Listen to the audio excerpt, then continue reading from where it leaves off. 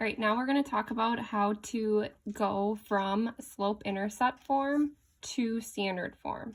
So anytime you're in standard form, that means your x and your y are together on the same side. So this a, b, and c, those are just represented just numbers. Okay, so like 3, 4, it could be anything. Okay, so all we need to do is to get x and y on the same side of the equal sign together. Okay, so this is actually a little easier than going from standard form to slope-intercept form. Okay, so this way it's a little easier. Because if you notice here, to get x and y on the same side, all I have to do is move this x over.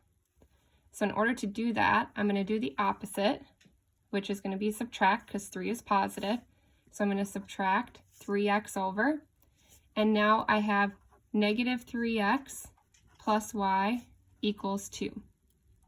And notice that my x and my y are on the same side of the equal sign, so I know that I'm in standard form. Okay, now the tricky part is going from slope-intercept to standard. We have to remember that we can't identify our slope and our y-intercept when we're in standard form. So you have to make sure that you look at the slope-intercept equation when you are identifying slope and y-intercept down here. So we're looking up here. My slope is 3 and my y-intercept is 2. Okay, so notice that if I were to use standard form to identify slope and y-intercept, okay, that gets a little tricky because notice there's a negative 3 and that's incorrect, right? Because it says here that our slope is positive 3. All right, let's go through a couple more. All right, so again, we want to get into standard form. So we want to get our x and our y on the same side of the equal sign. So the only thing you have to do is move that x to the other side. All right, so in this case, we have negative 5/4 x plus y equals 2. Okay, my x and my y are on the same side, so I know that I'm in standard form. Right, and again, we can't identify the slope when we're in standard form. So you have to use slope-intercept form when you are identifying slope and y-intercept. So I'm looking back up here, and I notice that 5/4 is my slope, and 2 is my y-intercept.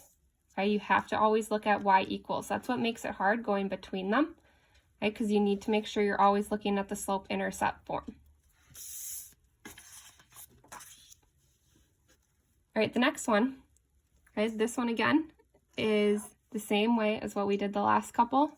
I want to move the x to the other side so that I can get into that standard form. So I'm going to add 9x over to the other side. So I have 9x plus y equals 8. Since my x and my y are on the same side, I know that I'm in standard form. Okay, so in order to identify the slope and the y-intercept, I need to look at the slope-intercept form. Okay, and notice what the slope-intercept form says that negative 9 is my slope and 8 is my y-intercept. Right, and let's go through one more. All right, so I just need to get that x to the other side. So I'm going to subtract 3/2 x. So I have negative 3/2 x plus y equals negative 4. Okay, notice I kept the negative with the 4. Okay, you always look at the sign that's in front.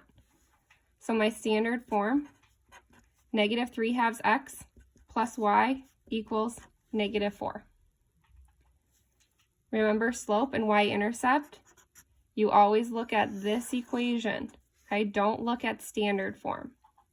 Okay, we could on the last example, because remember we were trying to get into slope-intercept form. That's why we use the equation we found. Only when we have slope-intercept I can identify the slope. So my slope is 3/2 and my y-intercept is negative 4.